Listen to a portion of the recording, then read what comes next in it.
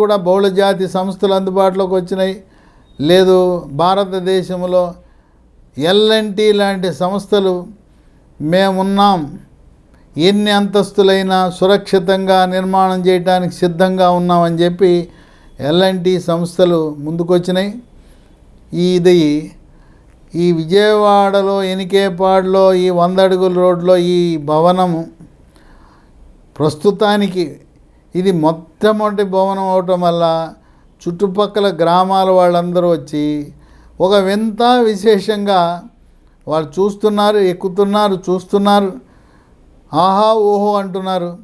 కనుక ఇది ఈ విజయవాడ చుట్టుపక్కల ఉన్నవారు ఒక్కసారి వెళ్ళి కనీసం లోపలికి వెళ్ళకపోయినా 100 అడుగుల రోడ్లోకి వెళ్తే ఆ రోడ్డు మీద నిలబడితే 20 అంతస్తుల బహుళ అంతస్తుల ఆకాశ హర్మ్యం